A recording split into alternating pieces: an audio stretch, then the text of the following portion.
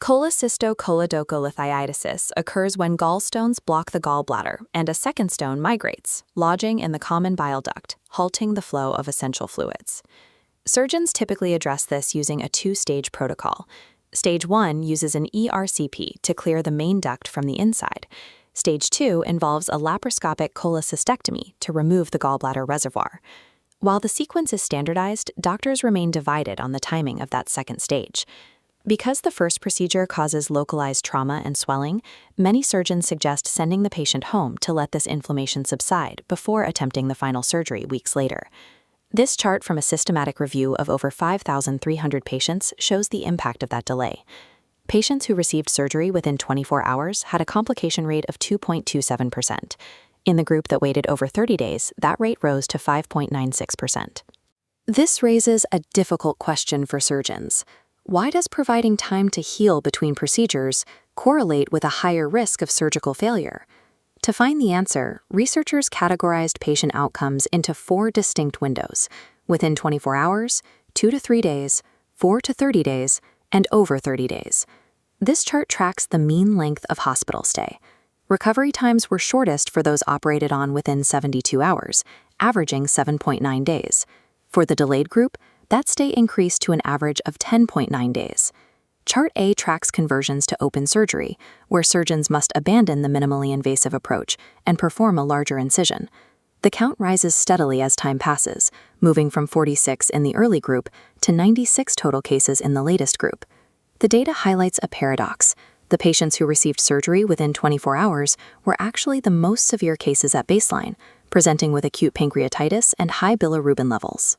Despite their initial sickness, these early intervention patients had fewer conversions to open surgery. In this study, the length of the delay was more closely associated with surgical failure than the patient's condition upon arrival. Immediately after the first procedure is completed, the biological tissue at the surgical site reacts with acute inflammation and localized swelling. Operating within the first 72 hours is actually easier for the surgeon. Although the tissue is swollen, the fluids have not yet solidified, keeping the anatomical layers separate and easy to identify. If the patient waits 30 days, the body begins a permanent repair process, developing dense, scar-like fibrotic adhesions that fuse these layers together. These adhesions distort the hepatocystic triangle. This is the anatomical zone that surgeons must navigate to safely detach the gallbladder without damaging the surrounding bile ducts or arteries. Chart B shows why surgeons stop their minimally invasive work. In the 30-day group, the primary drivers are adhesions and unclear anatomy.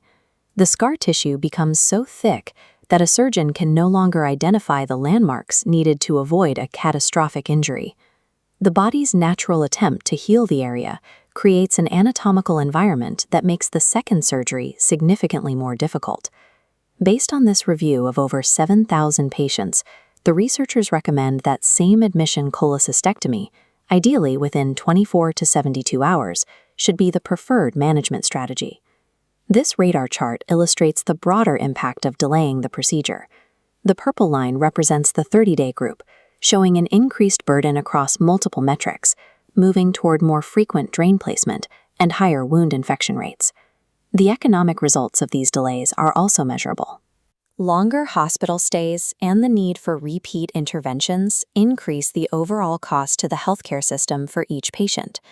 This study reveals a complex interaction between surgical timing and human biology.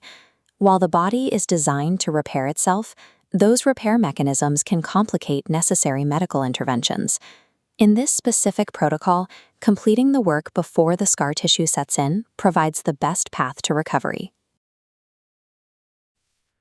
If you like this video, give us a thumbs up